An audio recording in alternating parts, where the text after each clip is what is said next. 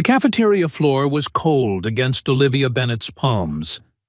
200 students watched in silence as she positioned herself on all fours, her long auburn hair falling like a curtain around her face. Above her, Marcus Reynolds held her lunch tray high, a cruel smile spreading across his face. "Come on, Olivia, you know the rules. You want your food, you bark for it." Her hands trembled against the linoleum. The smell of French fries and teenage sweat filled her nostrils. Someone's phone camera clicked, then another, and another.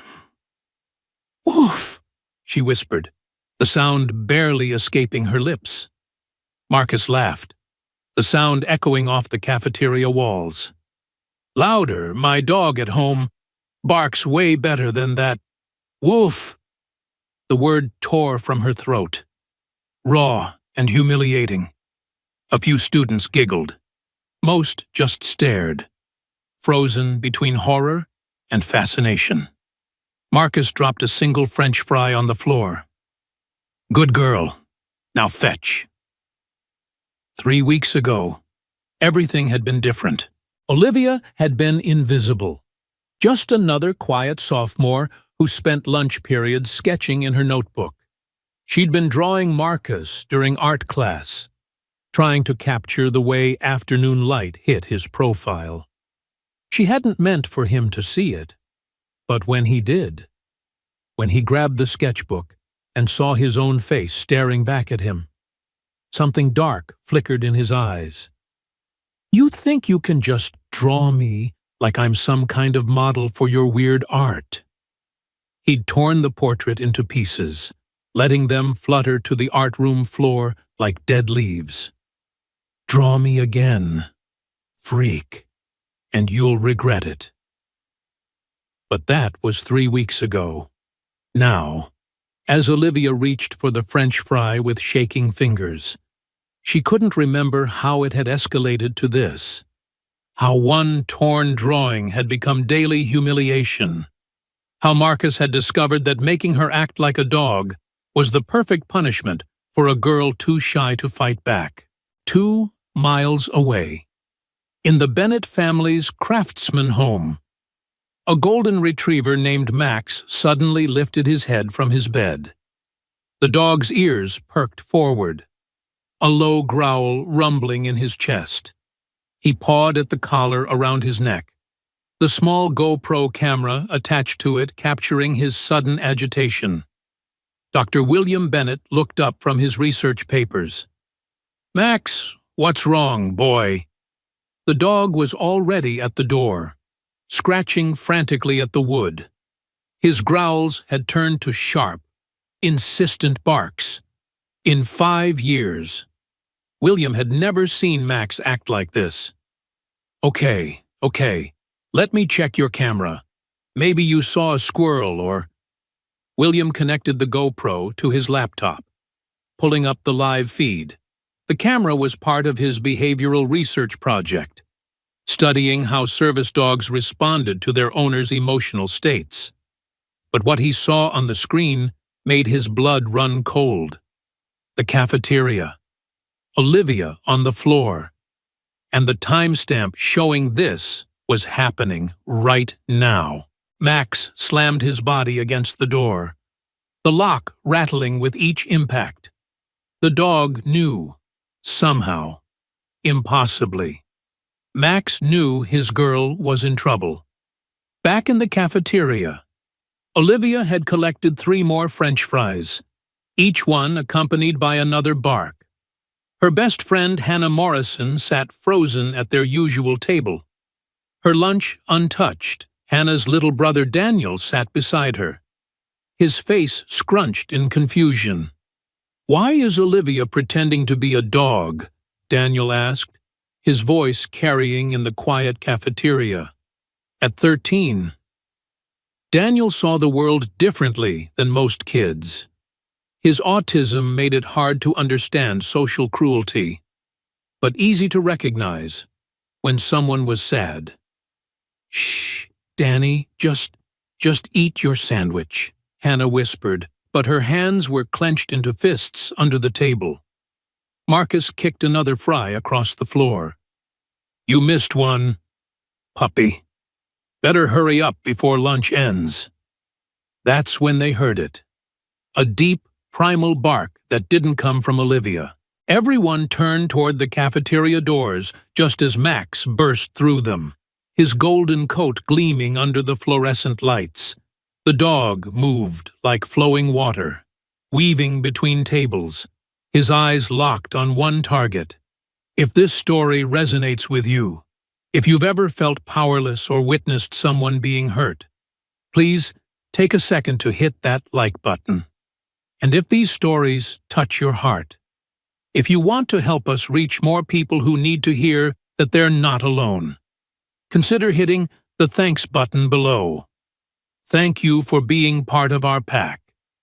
Now, let's see what happens when loyalty meets cruelty. What the hell? Marcus stepped back as 90 pounds of protective fury positioned itself between him and Olivia. Max's lips pulled back, revealing teeth that suddenly looked much sharper than any golden retrievers should. He pressed his body against Olivia, nudging her up from the floor with his head. Is that your dog?" someone whispered. Olivia wrapped her arms around Max's neck, burying her face in his fur. "How did you—" Security guards rushed in, walkie-talkies crackling.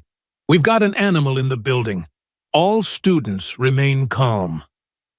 "Get that mutt out of here!" Marcus shouted. But he didn't move closer. Something in Max's eyes warned him not to. The head of security, Officer Chen, approached slowly. "Miss Bennett, is this your dog?" Olivia nodded, not trusting her voice. "You need to take him home, now.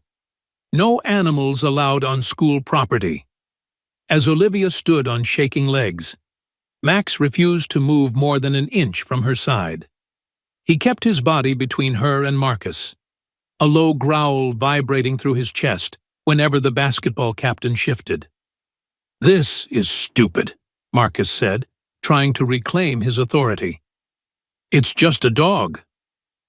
Max's head snapped toward him, and for a moment, everyone in the cafeteria could have sworn the dog smiled. Not a friendly, golden retriever smile. Something else. Something that made Marcus take another step back. Hannah grabbed Daniel's hand and Olivia's backpack, falling into step beside them as they headed for the exit. The cafeteria remained silent, except for the click of Max's nails on the floor. Just before they reached the doors, Daniel looked back at Marcus. "Dogs are smarter than people think. My teacher says they can smell fear and sadness from really far away. Maybe Max smelled that Olivia was sad because you're mean to her." The words hung in the air like an accusation. Marcus's face flushed red, his hands clenching into fists. "Whatever. Show's over. Everyone get back to your lunch." But nobody moved. They all watched as Olivia, Max, Hannah, and Daniel disappeared through the doors. Samuel Carter, Marcus's best friend since 7th grade, finally broke the silence. "Dude, that was—" "Shut up, Sam. I'm just saying, making her bark for food, and her dog somehow knew. That's some weird—" I said shut up. Marcus grabbed his basketball and stormed out through the opposite doors, leaving his lunch tray abandoned on the table. In the parking lot, Dr. Bennett was already waiting by his car, having broken several traffic laws to get there. His face was a mixture of concern and something else, pride. Maybe as he watched Olivia approach with Max glued to her side. "Dad, I can explain. Get in, all of you." He opened the back door, and Max jumped in without hesitation. "Hannah, Daniel, I'll call your parents. You're coming with us." As they drove away from Westfield High, Olivia finally found her voice. How did Max know? How did he get out? Her father glanced at her in the rearview mirror. That's what we're going to figure out. But first, you're going to tell me everything. And I mean everything. Olivia. Starting with why you didn't tell me this was happening. Max rested his head on Olivia's lap, his brown eyes never leaving her face. Hannah held her other hand, while Daniel hummed softly. A self-soothing behavior that somehow made everyone feel calmer. It started 3 weeks ago, Olivia began, her voice barely above a whisper. With a drawing. The next morning arrived too quickly. Olivia stood at her locker, Max's collar in her backpack as a reminder that she wasn't alone. Her father had wanted to go straight to the principal, but Olivia had begged for one more day.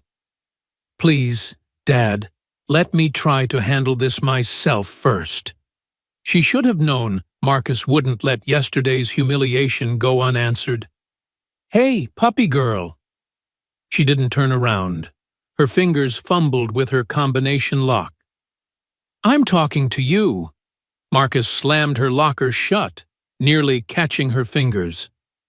You think bringing your dog to school makes you tough? Changes anything. Hannah appeared at Olivia's side, Daniel trailing behind her. Back off, Marcus. Haven't you done enough? Marcus's eyes shifted to Daniel, and something calculating entered his expression. Hey, little man, you like dogs? Daniel's face lit up. I love dogs. Max is the best dog. He's so smart and his fur is really soft and cool. Marcus's smile was all teeth. Can you bark like a dog? Marcus, no. Hannah stepped in front of her brother. Don't you dare. But Daniel was already nodding enthusiastically. I can bark. Want to hear. Woof, woof, woof. Several students passing by stopped to stare. Marcus's grin widened. That's awesome, buddy. Hey, if Olivia barks too, will you show me more dog tricks? Daniel. No, Olivia started, but Daniel was already on his hands and knees, tail wagging with an imaginary tail. Look, I can be a golden retriever like Max Woof. The hallway filled with uncomfortable laughter. Some students pulled out their phones. Hannah dropped to her knees beside her brother.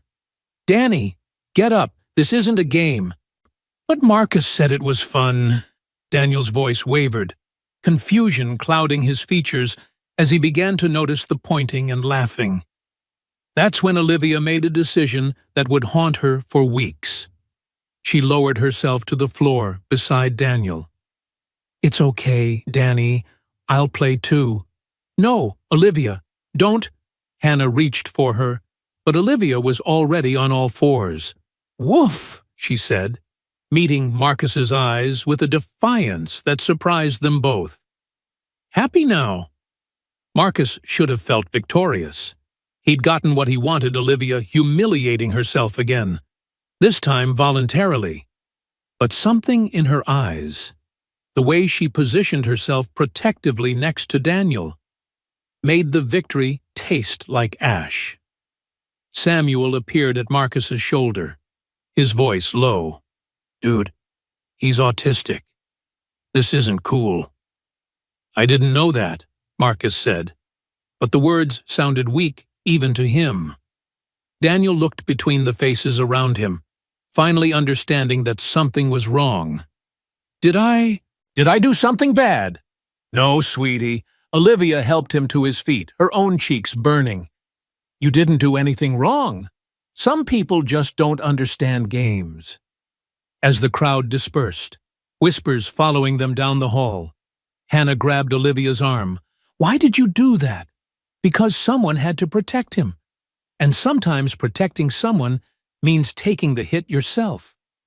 They didn't notice Samuel hanging back, his phone in his hand, Marcus's words echoing in his mind. I didn't know that. But Samuel knew better. He'd seen the way Marcus had zeroed in on Daniel, recognized the calculated cruelty in his friend's eyes. Something had to change. That evening, Max refused to leave Olivia's side. He followed her from room to room, whining whenever she moved out of sight. Dr. Bennett sat at the kitchen table, laptop open, reviewing hours of GoPro footage. "Olivia, come look at this." She peered over his shoulder at the screen. The timestamp showed 3 weeks of recordings. But what caught her attention were the patterns. Every day at lunch, Max's heart rate spiked. Every day at the exact moment Marcus approached her table. "He's been reacting to your stress levels for weeks," her father explained, "but yesterday was different. Look at this." He pulled up a graph showing Max's vitals. At exactly 12:15 p.m., the dog's heart rate had skyrocketed to nearly 200 beats per minute, the same rate as a dog in full protection mode. But how did he know what was happening? He was here, miles away. Her father zoomed in on another piece of footage. "This is from the home security camera. Look at what Max was doing right before he escaped." On screen, Max sat perfectly still in the living room, his head tilted toward Olivia's school photo on the mantel. His body was rigid, every muscle tense, as if he was listening to something no one else could hear. "Dad, that's impossible. Dogs can't what? Sense when their person is in distress. There's actually quite a bit of research on the human-animal bond. Some theories suggest that dogs who are closely bonded with their owners can pick up on emotional distress through mechanisms we don't fully understand." Max padded into the kitchen, pressing his head against Olivia's leg. She scratched behind his ears absently. "But knowing I was upset, and knowing exactly where I was and what was happening, that's different." "Is it?" Her father pulled up another file. "I've been documenting Max's behaviors for months. Look at this. Every time you've had a bad day, failed test. Argument with Hannah. Whatever Max has exhibited, signs of distress within minutes, even when you weren't home." Olivia stared at the data, her mind struggling to process what it meant. "So you're saying Max and I have some kind of connection?" "I'm saying that the bond between humans and dogs might be more complex than we assume. And Max," he looked at the golden retriever, who was now watching them both with those impossibly knowing eyes. "Max might be special." A notification popped up on Olivia's phone. Hannah had sent a link with just 3 words, "Please don't look." But of course, she looked. The video already had 20,000 views. Autistic kid and shy girl forced to act like dogs at school. The footage was shaky, clearly filmed on someone's phone, but the audio was crystal clear. Every bark, every laugh, every cruel word. The comments were a battlefield. Some people expressed outrage, calling for Marcus to be expelled. Others thought it was hilarious, adding dog emojis and laughing reactions. But what made Olivia's stomach turn were the comments about Daniel. The special needs kid didn't even know he was being bullied. So sad. Why isn't the school protecting vulnerable students? That girl is a hero for trying to shield him. Look how confused he is. This is disgusting. Max suddenly began barking at her phone, pawing at it insistently. Olivia tried to push him away, but he grabbed the device gently in his mouth and carried it to her father. "Max, what are you—" Dr. Bennett took the phone and saw the video. His face went very still. "Pack your bag, Olivia. You're not going to school tomorrow." "Dad, I can't just hide." "You're not hiding. We're going to the principal first thing in the morning. With evidence." He gestured to his laptop full of footage. "This ends now." But Olivia knew it wouldn't be that simple. Nothing involving Marcus Reynolds ever was. She thought about the drawing that started it all, the portrait she'd thrown away. She'd been trying to capture something in his eyes, a sadness she'd glimpsed when he thought no one was looking.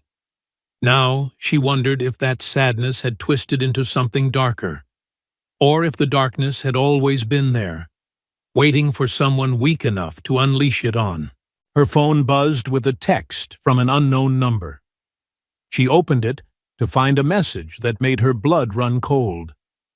"You think yesterday was bad? Tomorrow I make your retard friend bark for the whole school, unless you want to take his place. Your choice, puppy." Max saw the text before she could delete it. The growl that emerged from his throat was unlike anything she'd ever heard from him. It was primal, protective, and promised violence to anyone who threatened his girl. "It's okay, boy," she whispered, but her hands were shaking. "We'll figure this out." But as she lay in bed that night, Max curled protectively at her feet. She couldn't shake the feeling that something fundamental had shifted. The video was out there, spreading like wildfire. Daniel's innocent face plastered across the internet. Her own humiliation transformed into content for strangers to consume and judge. And somewhere across town, she was certain Marcus was planning his next move. The thought that terrified her most wasn't what he might do to her, it was what he might do to Daniel. The next morning arrived with 53,000 views and a storm. Principal Matthews's office smelled like coffee and disappointment. Olivia sat between her parents while the viral video played on his computer screen, each bark echoing in the small room. Max lay at her feet, his head heavy on her shoes. 53,000 views as of this morning, Principal Matthews said, closing the laptop. The school board has called an emergency meeting. Parents are demanding answers. "What about Marcus?" Dr. Bennett asked. "What consequences will he face?" The principal shifted uncomfortably. "It's complicated. The Reynolds family has been part of this community for generations. Coach Reynolds has led our basketball team to 5 state championships. I don't care if he's led them to the Olympics." Olivia's mother spoke for the first time, her voice sharp as glass. "That boy tortured my daughter for 3 weeks, and now he's targeting a child with special needs. We're investigating." Max suddenly stood, a low growl rumbling through the office. Seconds later, the door burst open. Marcus Reynolds stormed in, his face twisted with rage, his father close behind. "This is bullshit," Marcus shouted, jabbing a finger at Olivia. "She's the one who made a scene. Her stupid dog attacked me." Coach Reynolds was an older, harder version of his son, 6'4", shoulders that blocked the doorway, hands that looked like they could crush stone. "My boy's being crucified online for a harmless prank. Meanwhile, this girl brought a dangerous animal to school." Max's growl deepened. Dr. Bennett placed a calming hand on the dog's head.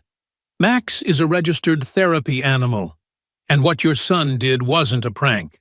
It was systematic bullying." "Bullying?" Coach Reynolds laughed, the sound like breaking glass. "You want to see bullying? Try playing Division I basketball. Try having coaches scream in your face for missing a free throw. That builds character. This," he gestured dismissively at Olivia, "this is just kids being kids." "Making someone bark for food is not normal behavior," Olivia's mother said. Coach Reynolds turned his cold eyes on her. "Maybe if your daughter wasn't so weak—" "Dad, stop!" Marcus's voice cracked slightly. "Don't interrupt me, boy." The coach's hand moved so fast that everyone flinched, but he only grabbed Marcus's shoulder, hard. "You've embarrassed me enough already." Principal Matthews stood, Perhaps we should continue this discussion when everyone has calmed down. We're done here. Coach Reynolds steered Marcus toward the door. My lawyer will be in touch. As they left, Marcus glanced back at Olivia. For just a moment. She saw it again, that flicker of something broken behind his eyes. The same thing she'd tried to capture in her drawing. The hallways of Westfield High had become a battlefield. Barkgate was trending locally, and students had chosen sides. Some wore dog-ear headbands in solidarity with Olivia. Others made barking sounds whenever she passed. Hannah walked beside her like a bodyguard, but they both knew she couldn't protect Olivia from everything. Especially not from what they found at Olivia's locker. Someone had taped up dozens of dogs of every breed, each with Olivia's face poorly photoshopped onto them. Westfield's official pet was written across her locker in permanent marker. I'll get the janitor, Hannah said, but Olivia was already walking away. She found herself in the art room, the one place that still felt safe.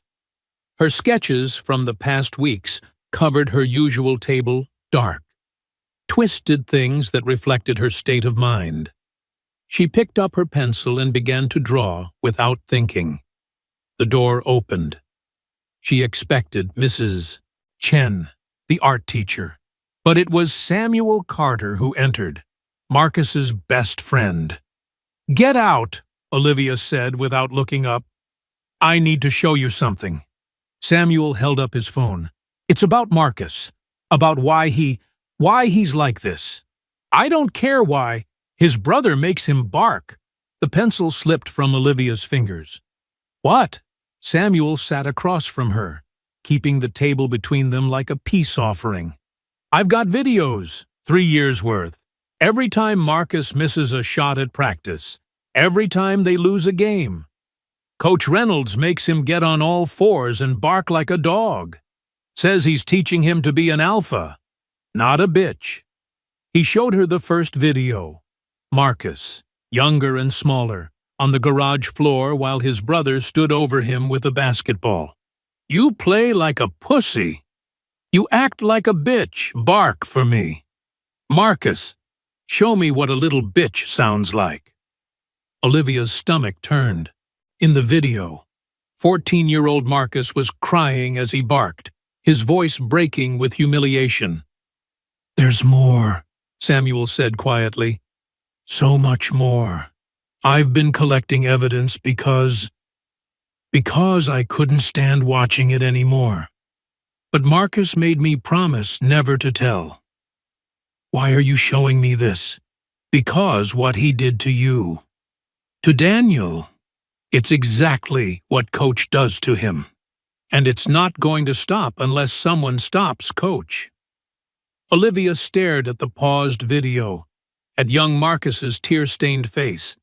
It didn't excuse what he'd done. Nothing could. But it explained the darkness she'd seen in her drawing. He's still choosing to hurt others, she said. I know.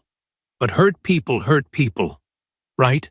And Coach Reynolds has been hurting kids on that team for years. Marcus is just the one who brought it home. The art room door slammed open. Marcus stood there, wild-eyed and breathing hard. Sam, what the hell are you doing? What I should have done years ago, Samuel stood, keeping himself between Marcus and Olivia. I'm done watching you become him. You showed her. Marcus's voice broke completely. You showed her the videos. Someone had to. Marcus laughed, but it sounded more like a sob. You think this changes anything? You think she cares that my brother... He stopped, unable to say the words. Olivia found herself standing. It doesn't change what you did, but it changes what happens next. Nothing happens next. Marcus slammed his fist into the doorframe. You don't get it. Nobody gets it. If I don't do what he trained me to do, if I'm not the alpha, then I'm still that kid on the garage floor. I'm still... Barking? Olivia finished quietly. The silence stretched between them until Samuel's phone buzzed. His face went pale as he read the text. "Guys, the video of Daniel went viral. Like, actually viral. 2 million views." They gathered around his phone to see the new edit someone had made. Daniel's innocent barking was set to music, turned into a meme. Special needs kid thinks he's a dog had become comedy content for the internet. "Oh God," Marcus breathed. "I didn't mean, I never wanted." "Hannah's going to lose it," Olivia said, already moving. "We need to find Daniel before he sees this." But they were too late. They found Daniel in the cafeteria, surrounded by a crowd of students all barking at him. He was on his hands and knees, barking back, but his face showed confusion turning to distress. "Why is everyone playing the dog game wrong?" Daniel asked, his voice shaking. "This isn't fun anymore." Hannah was pushing through the crowd, tears streaming down her face. "Leave him alone. All of you. Just leave him alone." That's when Coach Reynolds arrived. He moved through the crowd like a storm system, students scattering in his wake. "What the hell is this circus?" He saw Daniel on the floor, and his face darkened. "Get up, kid. Stop embarrassing yourself." I can't," Daniel whimpered. "When I'm scared, I bark now. I can't stop." "Can't." Coach Reynolds grabbed Daniel's arm, hauling him to his feet. "There's no such thing as can't." Max appeared from nowhere, 90 pounds of protective fury slamming into Coach Reynolds. The coach stumbled back, cursing, as Max positioned himself in front of Daniel. "Control your mutt," Coach Reynolds roared at Olivia. But Olivia was staring at Daniel, who had started barking again, short, panicked sounds that broke her heart. "He's been conditioned," she said, understanding flooding through her. 3 weeks of this, and now he barks when he's stressed. We did this to him." "I did this," Marcus said quietly, stepping forward. "Dad, I did this." Coach Reynolds turned on his son. "You did what made some retard bark. So what?" The slur hung in the air like poison. Even Marcus's supporters stepped back. "Don't call him that," Marcus said, his voice stronger. "I'll call him whatever I said don't!" Marcus's shout echoed through the cafeteria. For the first time in his life, he was standing up to his father. "His name is Daniel. He's 13 years old. He likes dinosaurs and dogs, and he trusted me. And I turned him into me." Coach Reynolds's face went purple. "You turned him into you. You think you're like this special needs kid?" "No," Marcus said. "I think I'm like you, and I'm done." The slap came fast, the sound cracking through the cafeteria like a gunshot. Marcus hit the ground hard, blood trickling from his lip, but he got back up. "Is this what you want everyone to see?" Marcus asked, his voice steady despite the blood. "The great Coach Reynolds, hitting kids, because Samuel's been recording everything, haven't you?" Samuel held up his phone, live streaming to Instagram. 12,000 viewers and climbing. Coach. Coach Reynolds lunged for the phone, but Max intercepted him, teeth bared. This time, the growl promised violence. "Enough!" Principal Matthews arrived with security and the school resource officer. "Coach Reynolds, you're suspended pending investigation. Marcus, you're coming with me. Everyone else, back to class." Now, as the cafeteria emptied, Olivia knelt beside Daniel. He was still making soft, barking sounds, his hands clenched into fists. "It's okay," she said softly. "You're safe now." "I can't stop," Daniel whispered between barks. "The sounds just come out. Woof, see woof. I'm broken." Hannah wrapped her arms around her brother. "You're not broken. We're going to get you help." Max approached slowly, gently nuzzling Daniel's hand. The boy's barking quieted as he petted the golden retriever. "Max doesn't think I'm broken," Daniel said. "No," Olivia agreed. "He doesn't." The assembly 3 days later was mandatory. The entire school packed into the gymnasium, whispers dying as Principal Matthews took the microphone. "Recent events have forced us to confront some hard truths about our school culture," he began. "Bullying is not character building. Cruelty is not strength. And silence in the face of abuse is not neutral. It's complicity." He introduced the speakers. First, a lawyer named Jennifer Walsh, who'd graduated from Westfield 10 years ago. "Coach Reynolds made me bark," she said simply. "Every day for 2 years. I was the only girl on the JV basketball team, and he said I needed to learn my place." Then came Thomas Chen, now a teacher himself. "I still can't hear a whistle without flinching. Coach's favorite punishment was making us crawl across the court on all fours, barking like dogs, while the varsity team laughed." One by one, former students shared their stories. The pattern was clear. Coach Reynolds had been breaking children for over a decade, and the school had looked the other way because he won games. Finally, Principal Matthews called Olivia to speak. She almost said no, but Max pressed against her leg, and she found the courage to stand. "I've been thinking about packs," she said, her voice shaky but growing stronger. "Wolves travel in packs for protection, but sometimes the pack turns toxic. The alpha becomes cruel, and that cruelty spreads like a disease." She looked directly at Marcus, sitting in the front row with a black eye and split lip. "Marcus Reynolds bullied me because his father bullied him. I barked to protect Daniel, and now Daniel barks when he's scared.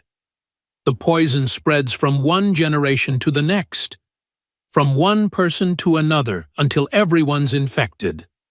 She paused, gathering her thoughts. "But here's what I learned from my dog. Real alphas don't lead through fear.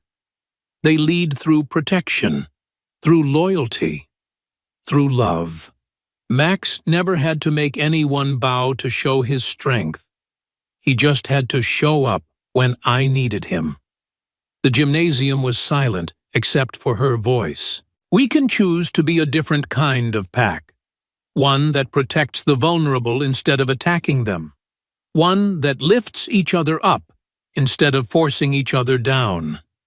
But it starts with breaking the cycle. It starts with saying no more."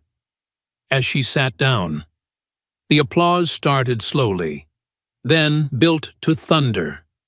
But Olivia barely heard it. She was watching Daniel, who was signing instead of barking. Hannah had been teaching him alternative ways to express his stress. After the assembly, Marcus found her by her locker. His face was still bruised, but something in his eyes had changed. "I'm sorry," he said. "I know it doesn't fix anything, but I'm sorry.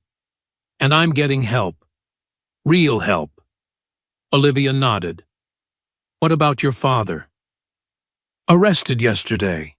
Turns out hitting me on live stream in front of 12,000 witnesses was the final straw. Plus all of Samuel's videos." He tried to smile, but it didn't quite work. "Foster care might actually be better." "I'm sorry," Olivia said, and meant it. "Don't be. I needed to be stopped. We all did." He pulled something from his backpack, her original drawing of him, carefully taped back together. "I kept this. After I tore it up, I came back and collected all the pieces. I don't know why. Olivia studied the reconstructed portrait. She'd captured him perfectly, the sadness, the anger, the fear all swirling together. "You saw me," Marcus said quietly.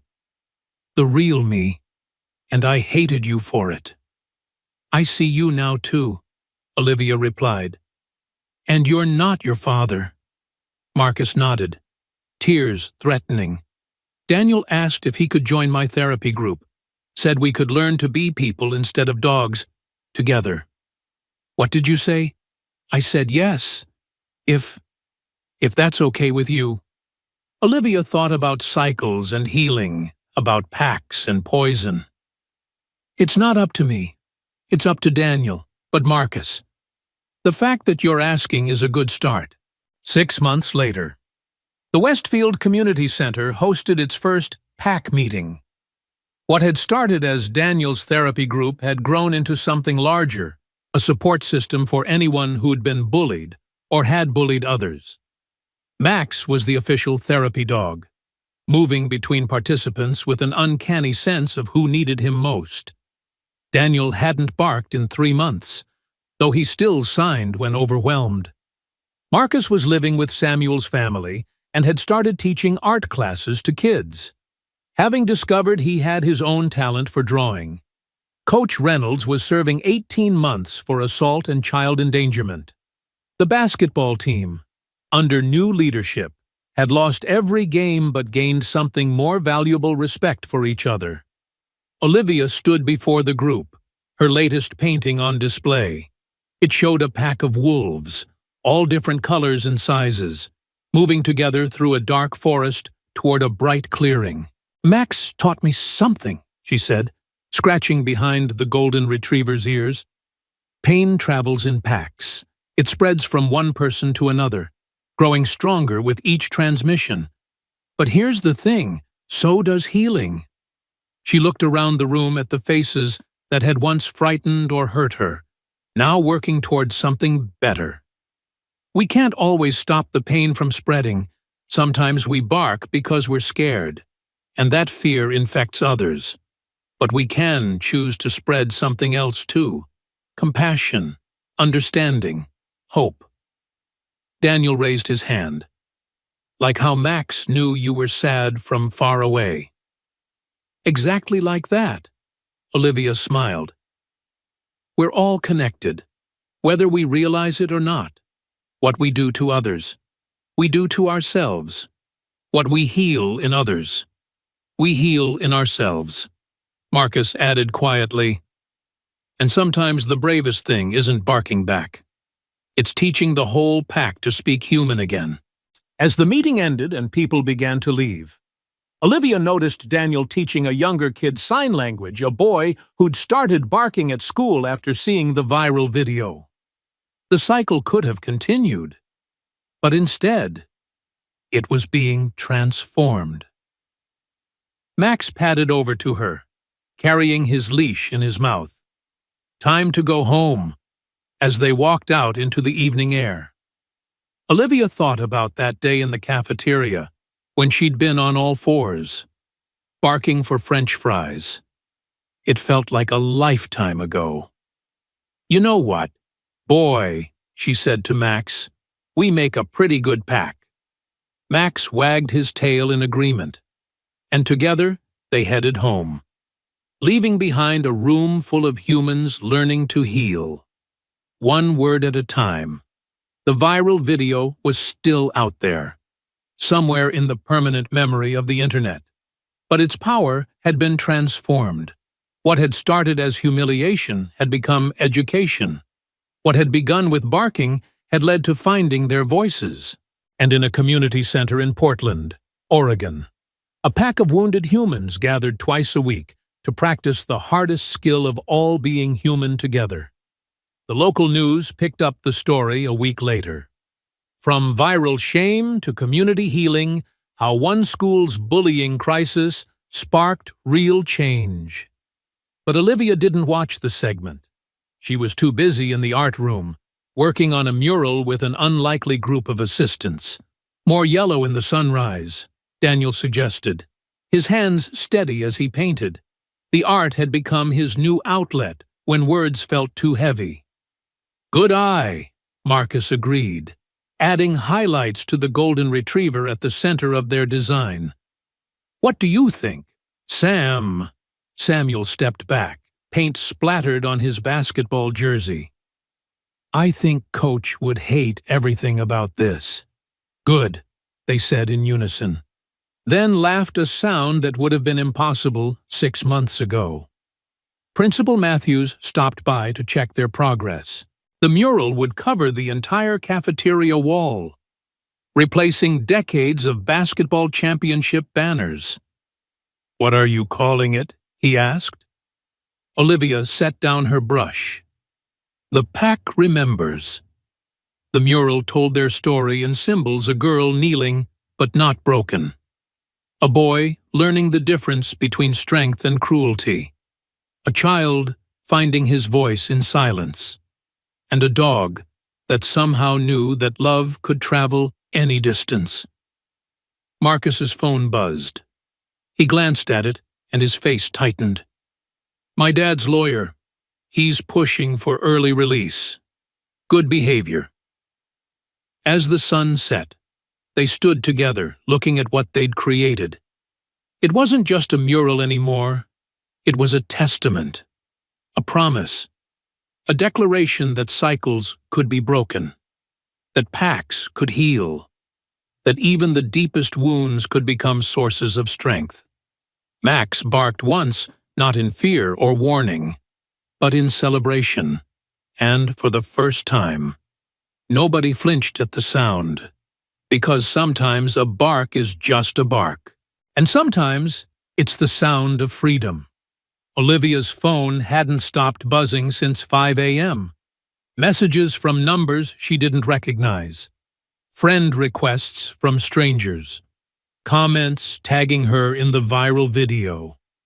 Hannah had texted 37 times, each message more frantic than the last. "They're making memes of Daniel." Someone started a hashtag. "My mom's crying." "Where are you?" Dr. Bennett drove through the rain, his knuckles white on the steering wheel. Max sat in the back seat, his body tense and alert, as if he could sense the storm was more than just weather. "Whatever happens in there," her father said as they pulled into the school parking lot, "remember that you did nothing wrong. You protected a child. That's what matters." But Olivia knew the truth was more complicated. In trying to protect Daniel, she'd given the internet exactly what it craved: a spectacle. And now there was no taking it back.